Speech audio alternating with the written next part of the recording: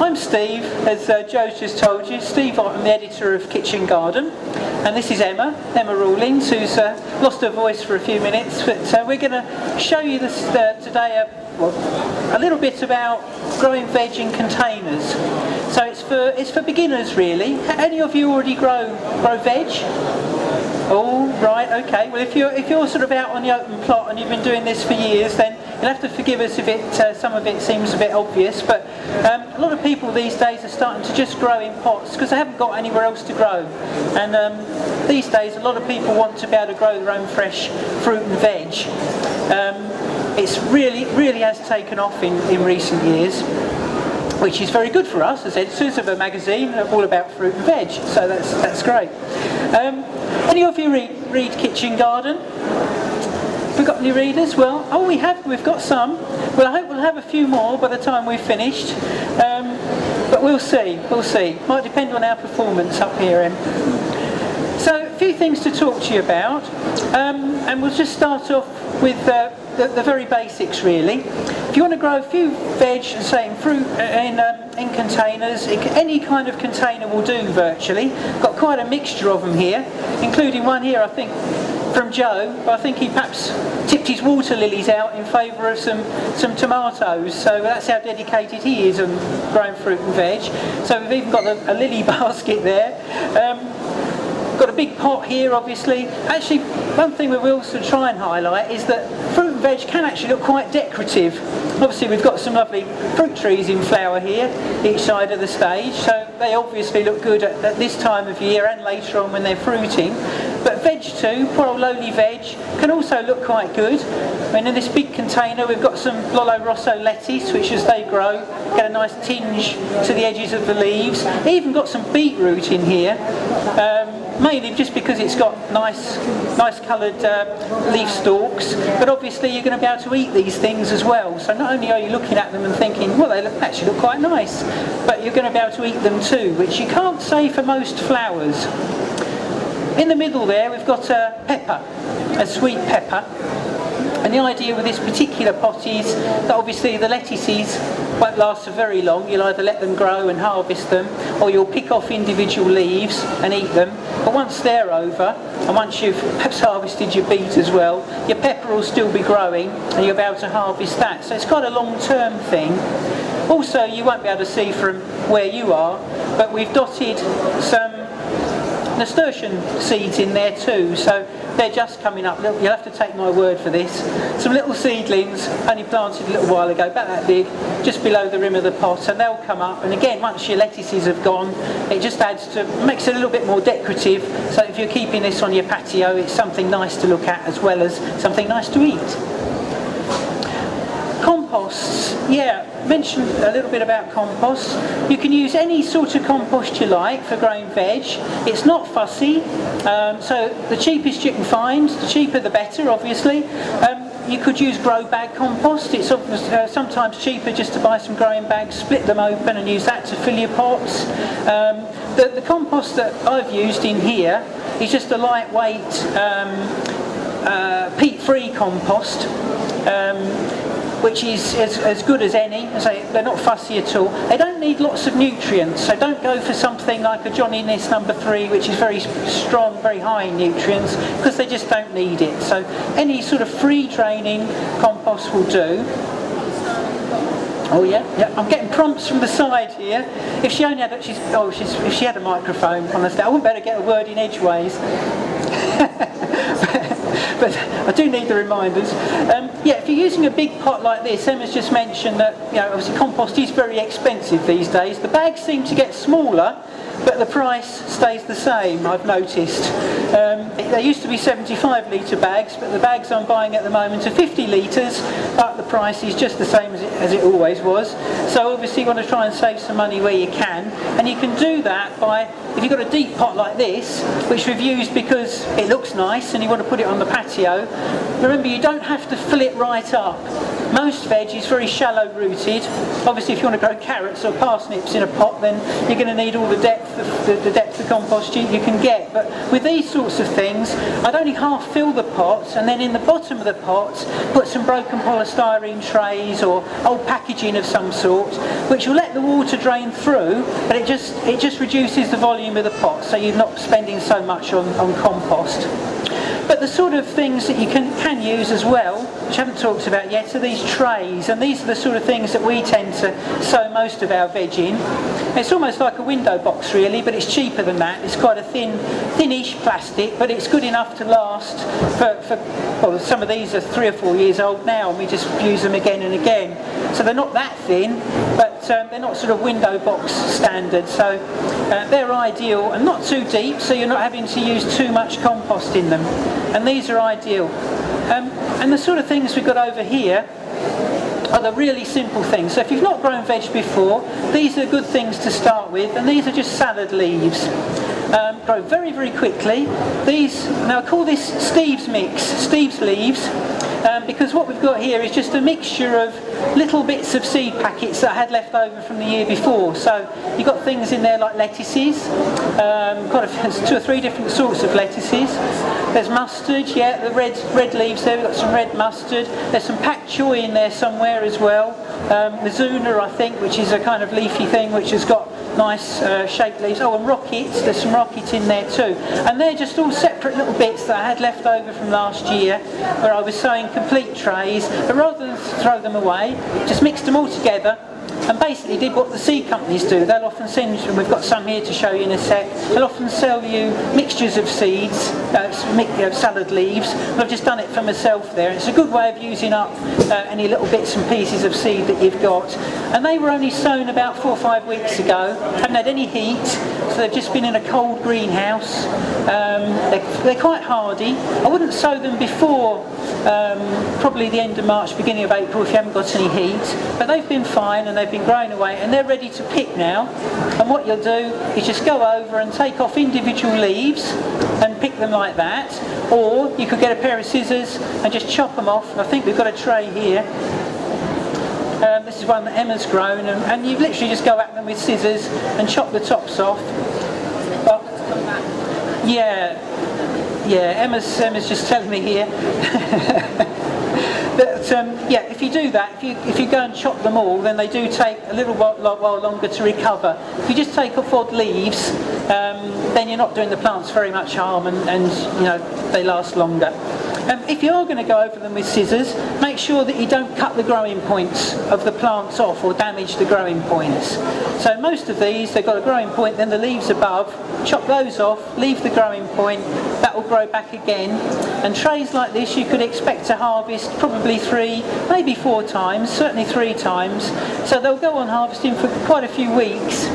And while you're doing that, of course, you've sown more trays. So you'll have a little row of these in the garden, on the patio, wherever. Perhaps you have got a greenhouse, you can have them on the greenhouse bench. And you just sow some of these every 2-3 weeks, sow another tray, and you'll just have a succession coming along. So instead of going to the supermarket and buying those, what they call those pillow packs, those things you get in all the supermarkets, which cost about £1, for the price of a £1 packet of seeds, and once you've bought these trays, you've got them for 4 or 5 years, you're saving a lot of money as well by sowing your own. Got herbs as well, coriander here, which is another nice simple one to grow. Now coriander, if you've ever grown it before, it does run to seed quite quickly, so it's another good one for sowing, eating young, and then but sowing in succession, so you've always got some new plants coming through. I think Joe's also got some down there which are a little further on, a little bit bigger. So ideal. Yeah, another sort of container we've got here. This couldn't be simpler, a bit of old guttering. So, even this you can sow some salad leaves in. Or what this is ideal for, I don't know if some of you are veg growers, so you might have seen in magazines where a kitchen garden in fact, why not I'll get the name in again there.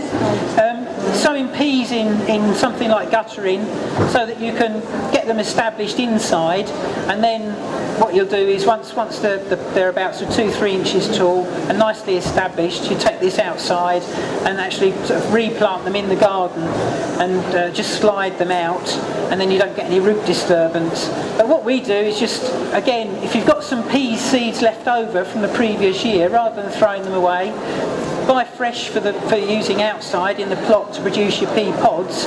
But in here, just sow what you've got left over, and just let the pea shoots get 3 or 4 inches high, and then harvest the pea shoots. And you'll find the same again with peas. If you take the tops off, but don't take all the leaves, just leave a leaf on each shoot, you'll get another shoot, and you can harvest them 2 or 3 times. And pea shoots are delicious.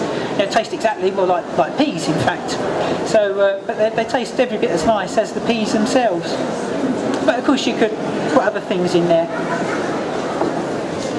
Yeah, we've got you can grow virtually any veg in a container, really. Very little that you can't grow in containers. I suppose the only things we don't normally recommend are sort of very long-term things like Brussels sprouts and that sort of thing, although it's not impossible. But you probably get a lot more value from fast-growing things, which are you'd pay a lot for in the shops, and you can produce very quickly. But we've got things like beans here. These are dwarf French beans or pencil beans. There's lots of different names for them. Fine green beans. You see them labelled as lots of things in the supermarkets. And very easy to grow. Yeah, I'll move this so you can see. Oh, get a hernia every time I move this pot. But again, you can use this sort of container for growing them. And again, got the same compost. This just happens to be a peat-free, lightweight compost, free draining. 10 weeks from summer. Yeah, that's all right. 10 weeks. He can grow them far better than we can. Look at ours. Look at his. We come from the frozen north. South, you see. We get a bit more rain than they do. Soft southerners us. Actually, it's all the sheep manure. Wherever he goes, you see a trail of sheep manure pellets that he's left, If you saw his previous talk, he's always talking about the sheep manure pellets, which we use as well, actually. Very good. They are very good, I have to admit. But I have to sweep them up before we start our talk every time. So yeah, we're light compost, free draining, and just plant. I mean, this obviously we've cheated here. Bought this one from the garden centre. I made this label before I came in earlier and coloured it in myself. So we've cheated. Yeah, Emma would tell you the story about how she's experimenting with these if she had a microphone, but I grabbed it first so she can't say anything. But you plant what, 3 in there, Em? Oh, right. Okay. Right, yeah. No, you ought to mime. Need a mime artist. Em was just saying she's actually experimenting with planting 6. So you've sown 6 seeds in there, and you stagger them so that you get a few more in. 2 seeds at each station, because some don't germinate.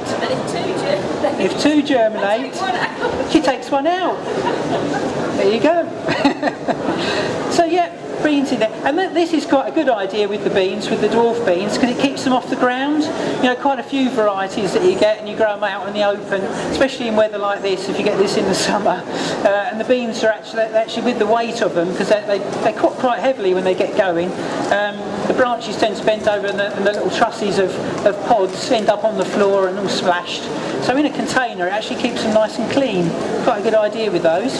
Lots of other things. Strawberries. Put 3 strawberries in there. Could probably crop those for a couple of years before the compost runs out of steam and they start to look a little bit tired. But yeah, one other quick thing on the compost. When you're sowing this sort of thing, they don't take much out of it, and they're not in there for very long. So once they have finished cropping, what we'd normally do is obviously take what's left of the plants out, take off the top inch or so of compost and put it in the compost bin, or put it on your plot or your garden, whatever. It's perfectly okay to do that. And then just top it up again. So you haven't got to start from scratch. You're saying compost, very expensive. It's another opportunity to make a bit more out of it. The other sort of container that we haven't spoken about is the basket, hanging basket here. Another great way of growing a few bits of veg.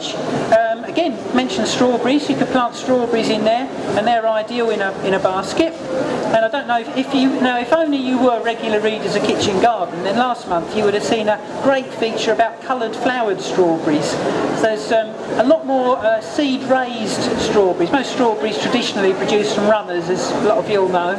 But there's a lot of seed-raised varieties are coming out now.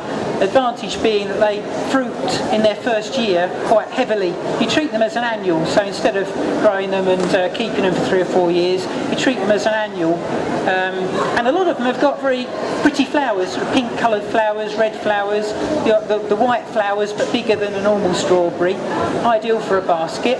But we've got tomatoes in here. 18-inch basket. Prefer to use open wire baskets, and I'll explain why in a second, although other baskets are fine. These are Tumbling Tom tomatoes here, which you'll all be familiar with. I'm sure there are far more interesting varieties, and if you see our friends over there at Heirloom Tomatoes, I'm sure they'll put you right on some other varieties too. But these are Tumbling Tom, which you can grow from seed or you'll find in the garden centre about now. And I've got 3 plants in here. If it's a smaller basket, you just have 1 in the middle because they're quite vigorous. And by the end of the summer, if you look after it well, you'll find that the plants will be over the edge and cropping quite a long way, and you won't actually see the basket at all. And then in this one as well, as Emma's just reminded me, planted this up with 3 tomatoes and also put a nasturtium seed in between there again.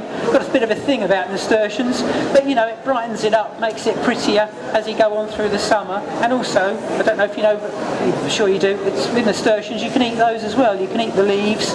Got a nice variegated one here. I'm sure Joe's got a bigger one down there somewhere, which is much better than ours, in flower. Yeah, variegated leafed one, a nice yellow or red flowers, and you can put the flowers in salads to brighten them up. Anyway, I digress. So tomatoes in there. One thing with hanging baskets is, or with all containers really, is they do dry out very quickly. And if they dry out, the plants get a growth check. With tomatoes, with various plants, they react in different ways. If your salad leaves dry out too much, they'll go to flower. So they'll immediately send up a flower, and then they're no good for harvesting because the leaves get very tough, they stop growing, and all they want to do is produce seeds. So important to keep those moist.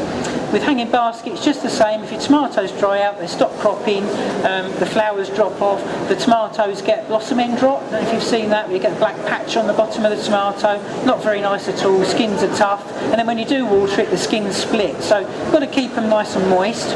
Now, I mentioned I like to use an open wire basket, and this is the main reason really. I line it with moss. Didn't get this off of my lawn, but I could well have done. This is actually out of a bag, but it's from a sustainable source. You have to be quite careful where you buy moss these days. It's don't want people going into the woods and ripping it out, but it is sort of commercially produced. So I've lined it with a nice thick layer of moss, and then when this dries out, what I do is, rather than try and water from the top and all the water just pouring off at the top of the basket, to actually just take it off of its hook and sit it in a bucket of water and leave it until it's thoroughly soaked and the top of the compost you can see is wet, and then you can take it out of the bucket and drain it and hang it back up again. And you might have to do that every other day in the summer, because you can imagine, if it's in a hot place and the wind, you've got a warm wind sort of circulating around it, soon dry out. But there are other things you can do to keep the compost moist, a few little tricks. If you weren't worried about taking this off and dunking it, as I've just described, you could in fact line the inside with some black polythene, from an old compost bag. Just chop that up and line it with that, and that does stop it drying out a little bit, for a little bit longer, although you then have to water from the top obviously. You can, and what I've done with this one, you just simply plant, if you like, a plant saucer in the bottom, and all that does is, if you do water from the top any time, it just slows the rate of water through the compost and just makes sure the water stays there for a little bit longer and saturates the compost before it all just pours out the bottom. So that can help. I've got a few other things here. Water gel. It's not a bad idea. Especially if you've got lots of containers and you're not there all day, if you're out at work or you're at places like this, instead of being at home looking after your containers, then gel's quite a good thing to mix in with the compost before you plant up.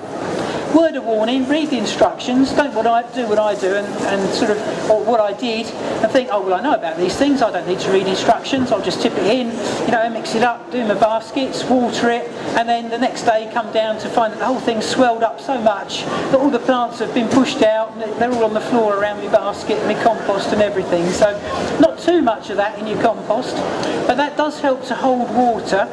Another version of that is this, which is a mat which has got the gel in, and like the saucer you could plant that into the bottom of your basket, holds a bit more water. Find those in your garden centre. We've got this is a similar sort of thing. Now this is before and this is after.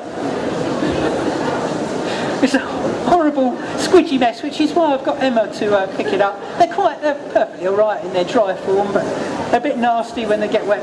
And that could be planted in your basket, or what it's really meant for is to stand underneath the container. If you've got a pot, just sit that on it and it sort of acts as a bit of a reservoir in a saucer. And the idea is that rather than your plant sitting in water and the roots rotting, it sits on that thing and just takes it up gradually. So it's not actually sitting in water, but it's got a supply of water just underneath it. And that's called a water slice. Talking about watering, we've got a few other things in our box of tricks here which you can use. Make a bit of space. Obviously you can use just a water tray, which you'll all have seen before of course. You can put your pots in it, or you can put your propagators in it when you're growing your seeds or whatever. One problem with these is that, as I mentioned with the other saucer there, if you've got weather like we've just been having and you've got plants sitting in it, quite often fills up the rain and then you're continually tipping them out, because if your plants sit in water all the time, the roots are going to rot. So we did have Emma had but she can't tell you about it, so I'll do it for you.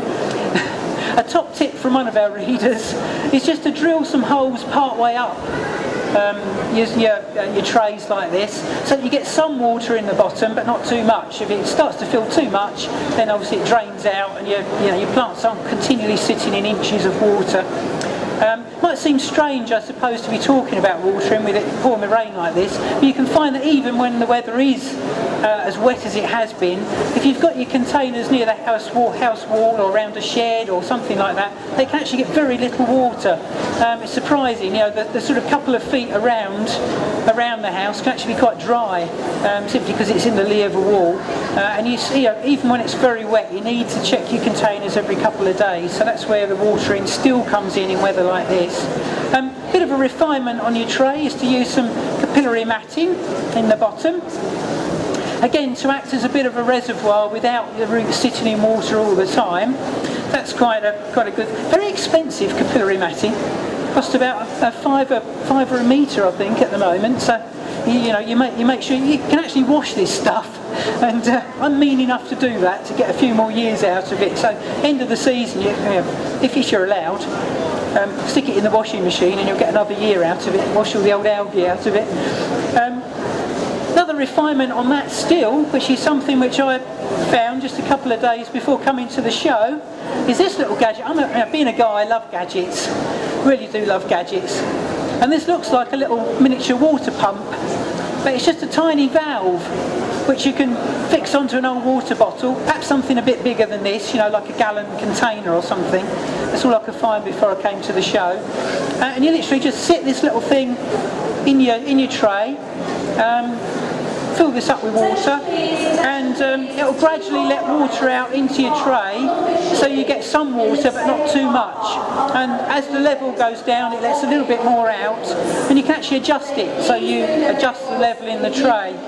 It's quite expensive, it's about 16 quid, but if you've got, if you've spent a lot of time buying seeds and growing plants, or if you want to use it, excuse me. Oh, anybody got a black Ford Fiesta? Okay. I have got a silver Leon. not my registration.